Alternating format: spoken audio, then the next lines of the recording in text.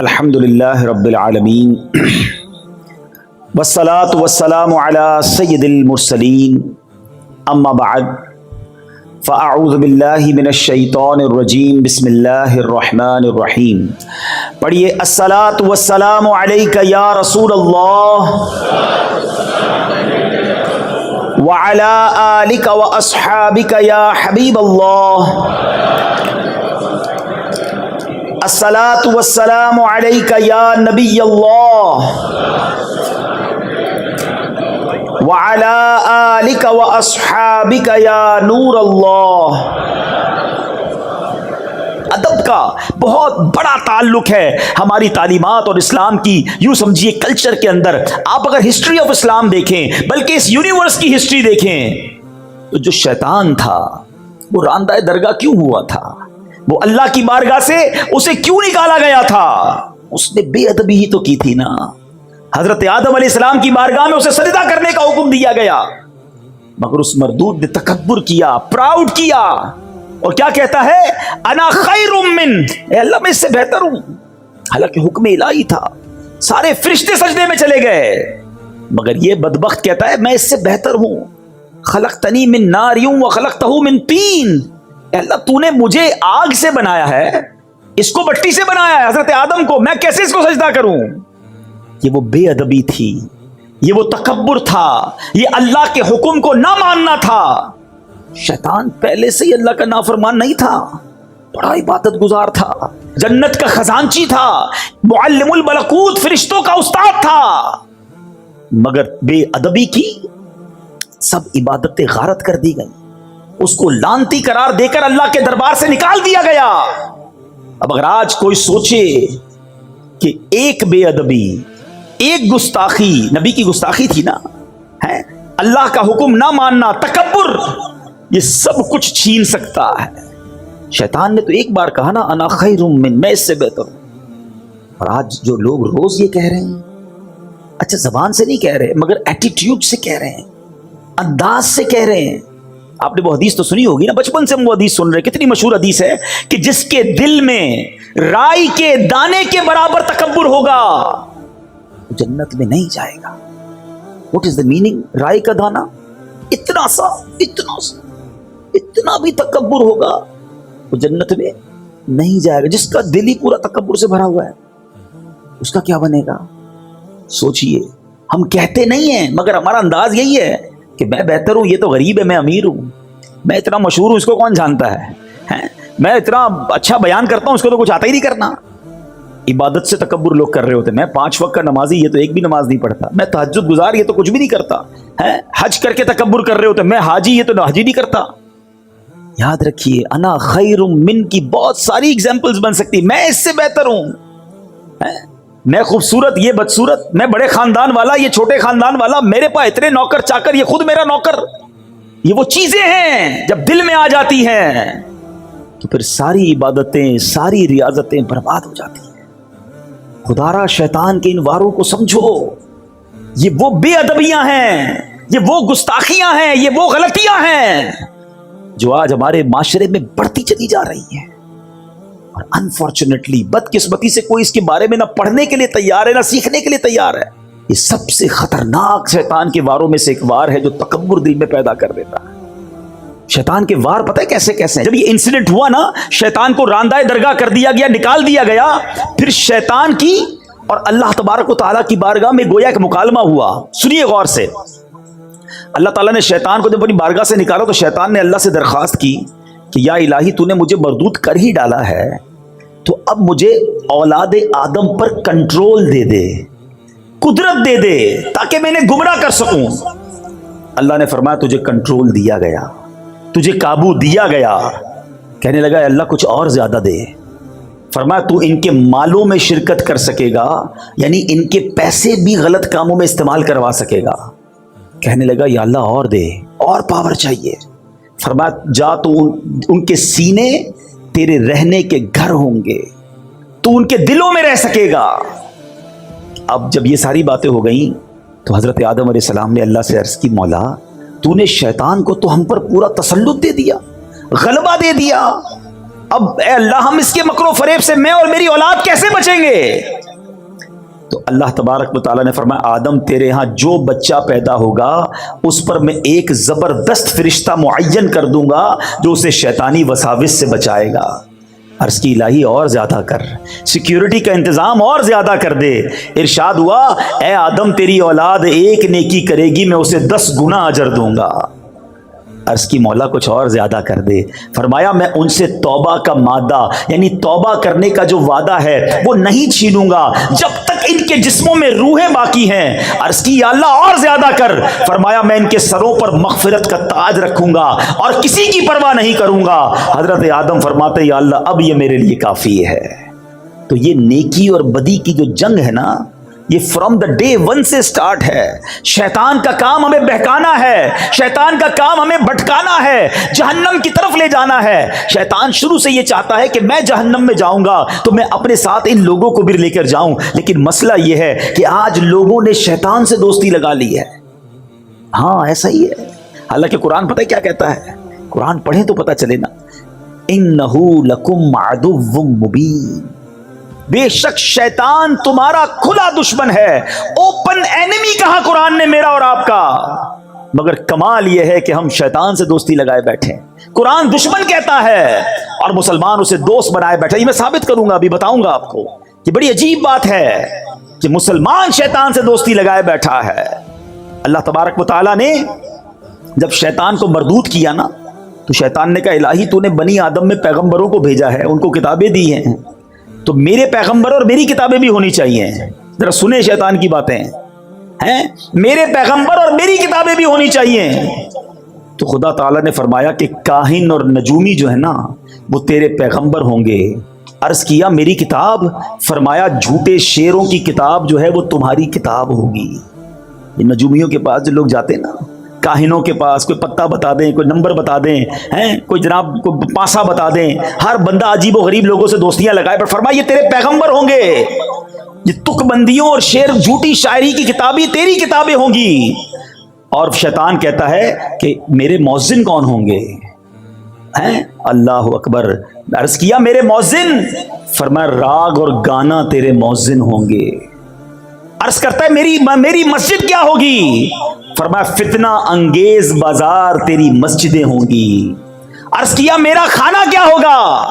فرمایا جس کھانے پر میرا نام نہ لیا گیا شیطان وہ تیرا کھانا ہوگا۔ اللہ اکبر۔ عرض کرتا ہے میرا پانی کیا ہوگا؟ فرمایا جو نشیلی چیزیں ہوں گی، اے شراب پینے والو، اے منشیات کی طرف جانے والو سنو، یہ شیطان کے مشروب ہے۔ اللہ اکبر۔ شیطان کہتا ہے میرا جال کیا ہوگا؟ فرمایا عورتیں تیرا جال ہوں گی۔ اے میرے میٹھے اسلامی بھائی، دشمن سے جب مقابلہ کرنا ہوتا ہے نا تو اس کے ہتھیار پتہ ہونے چاہیے، اس کے وار پتے ہونے چاہیے۔ ایئر فورس کا مقابلہ ایئر فورس کرتی ہے، نیوی کا مقابلہ نیوی کرتی ہے، آرمی کا مقابلہ آرمی کرتی ہے۔ جیسا میزائل اس کے مقابلے میں ویسا بناتے ہیں یا اس سے مضبوط بناتے ہیں۔ ہمارا حال یہ ہے کہ اللہ قرآن میں فرما رہا ہے اِنَّهُ لَكُمْ عَدُوٌّ مُبِينٌ، شیطان تمہارا کھلا دشمن ہے، نہ اس کے وار پتہ ہے نہ اس کے ہتھیار پتہ ہے۔ میں آپ سے پوچھتا ہوں، ہمارا سب سے پکا دوست جو ہوتا ہے اس کی ہم روز مانتے ہیں نا، ہر بات مانتے ہیں، کہتے ہیں یار حکم کرو یار، آپ کے لیے جان حاضر۔ پکے دوست کی نشانی یہ ہے، ٹھیک ہے، کہ جس کے لیے ہم کیا کہتے ہیں تمہیں منع نہیں کر سکتا یار، آپ کے لیے بس ہر چیز ہاں ہے۔ اب میں بتاتا ہوں کہ شیطان کی لوگ کتنی مانتے ہیں۔ سچی بات تو یہ شاید اپنے ماں باپ کی اتنی نہیں مانتے جتنی شیطان کی لوگ مان رہے ہیں، اور یہ بربادی ہے، یاد رکھنا۔ صبح ہوتی ہے، فجر کا وقت ہوتا ہے، مؤذن کہتا ہے حی علی الصلاۃ حی علی الفلاح، شیطان کہتا ہے سو جا، اگلے جمعے سے پڑھیں گے فجر۔ کروٹ بدل کر بلینکٹ اوڑھ لیا، صبح صبح کس کی مانی؟ بتاؤ نا، شیطان کی مانی۔ ٹھیک ہے، فجر قضا ہو گئی، اب اٹھے، لباس پہننے کی باری آئی، ایک دو لباس رکھے ہوتے ہیں جمعے کے لیے، باقی شیطان کہتا نہیں یہ تو جمعے کا لباس ہے، باقی یہ فیشن والا، یہ انگریزوں والا یہ پہننا ہے۔ لباس پہنتے وقت کس کی مانی؟ شیطان کی مانی۔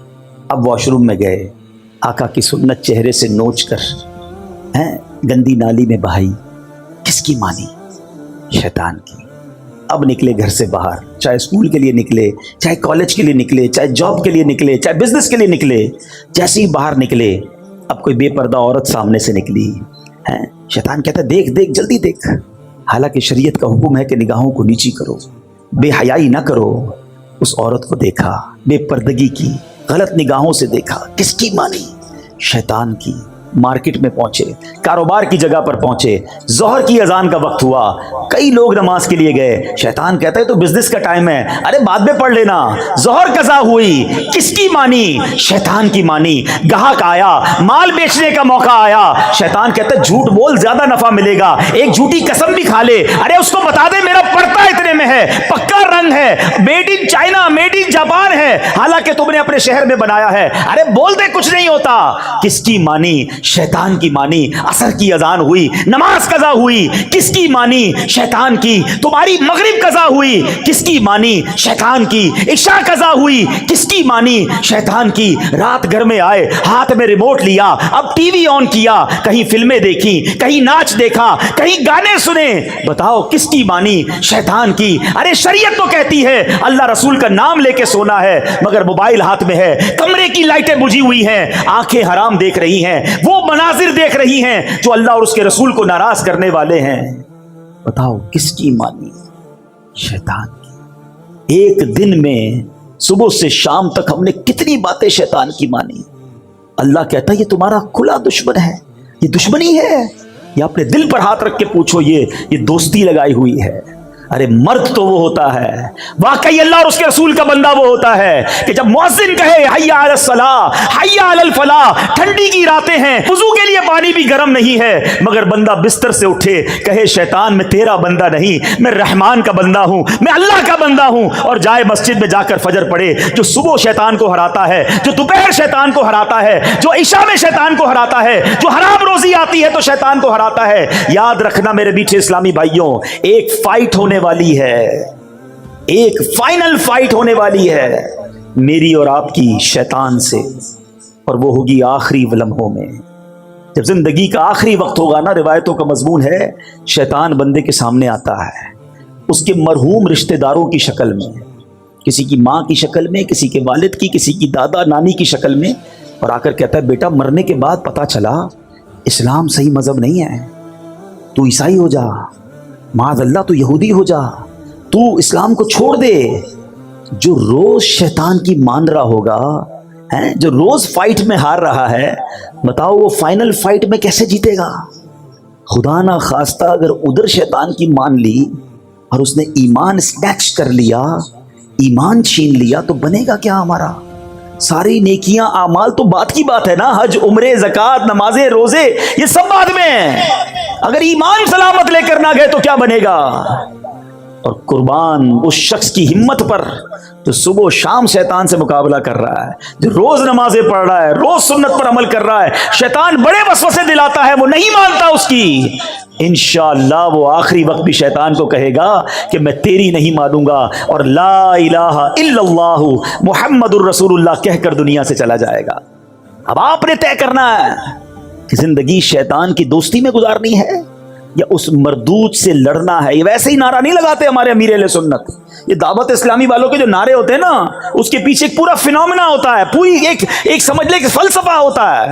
کیا خوبصورت نعرہ ہے امیر اہل سنت کا کہ شیطان کے خلاف جنگ ایک بار نہیں لڑنی ہے، جاری رہے گی، کنٹینیو رہے گی ٹل دا اینڈ، اور یہ جنگ جیتنی ہے ہم نے۔ لیکن صرف نعرہ لگانے سے جنگ نہیں ہوتی نا۔ کبھی فوج کو دیکھا ہے کہ فلاں ملک کے خلاف جنگ جاری رہے گی اور اس کے بعد فوج رضائی اوڑھ کے سو جائے؟ فوج جاگتی ہے تو ہم سوتے ہیں۔ تو ہمیں بھی اگر واقعی اپنے ایمان کی حفاظت کرنی ہے، یہ بزرگوں کو ویسی فکر نہیں ہوتی تھی۔ سیدی غوث اعظم، اللہ اکبر، پیران پیر، پیر دستگیر، ولیوں کے سردار، آپ کہتے ہیں ایک بار عید کا دن تھا، فرماتے لوگ کہہ رہے ہیں آج عید کا دن ہے، عید کا دن ہے۔ عبد القادر کے لیے عید کا دن وہ ہوگا جب اپنا ایمان سلامت لے کر دنیا سے جائے گا۔ پیران پیر یہ کہہ رہے ہیں، اور ہم گناہ گاروں کو فکر ہی نہیں ہے۔ کبھی لوگ ملتے نا، کہتے حضور کاروبار میں برکت کی دعا کر دیں، بچے کے لیے دعا کر دیں، فلاں کام ہو جائے۔ بہت ہی کم ایسا ملتا ہے کہ کوئی کہے کہ ایمان کی حفاظت کی دعا کر دیں۔ کسی کو ٹینشن ہی نہیں ہے۔ سوچئے یہ سب سے قیمتی چیزیں میرے اور آپ کے پاس، اور میں آپ کو صحیح بتاؤں، نبی پاک علیہ الصلوۃ والسلام کی دعائیں پڑھیں نا، ان میں بڑی مشہور دعا ہے، یا مقلب القلوب ثبت قلبی علی دینک، اے دلوں کو پھیرنے والے مجھے اپنے دین پر ثابت قدمی عطا فرما۔ اللہ کے نبی دعا کر رہے ہیں، یہ ہماری تعلیم کے لیے نا۔ تو اے کاش ہمیں ایمان کی حفاظت کے فکر نصیب ہو جائے، خدا را شیطان کے واروں سے بچیں۔ ہمیں ایسا ماحول اپنانا ہوگا، اتنا مردود ہے کہ پہلے تو بچاتا یہ بندہ گناہ کرے، اب دیکھتا نا نیک آدمی ہے، شراب تو نہیں پیے گا، جوا تو نہیں کھیلے گا، بدکاری بھی نہیں کرے گا، اب اس کو کیسے بہکائے۔ سنو، شیطان کے وار سمجھو، جب یہ دیکھتا ہے نا کہ اس سے کوئی بڑا گناہ نہیں کرا سکتا، تو پھر وہ اس کی نیکیاں کم کروانا شروع کرتا ہے کہ چلو سنتیں چھڑوا دو، نفل تو چھڑواؤ نا، درود تو چھڑوا دو، تلاوت تو چھڑواؤ، کیونکہ یہ جو سنتیں نوافل ہوتے ہیں نا، یہ حصار ہے۔ ہمیشہ یاد رکھنا، پہلے نفل چھوٹتے ہیں، پھر سنتیں چھوٹتی ہیں، پھر واجبات چھوٹتے ہیں، پھر فرض چھوٹتا ہے۔ جو نفل کا پابند ہوگا نا، اس کا فرض پکا ہو گیا، یہ ہمیشہ یاد رکھو۔ لوگ آج کل باتیں پھیلا رہے ہیں، یار سنت ہی تو تھی، کیا ہوا چھوڑ دیا کوئی؟ ارے بھائی، سنت میرے فرض کا حصار تھا، اور سنت پر غلام عمل نہیں کرے گا تو کون عمل کرے گا بھائی؟ آقا کا امتی عمل نہیں کرے گا؟ آقا فرماتے فمن رغب عن سنتی فلیس منی، جو میری سنت پر عمل نہ کرے وہ ہم میں سے نہیں۔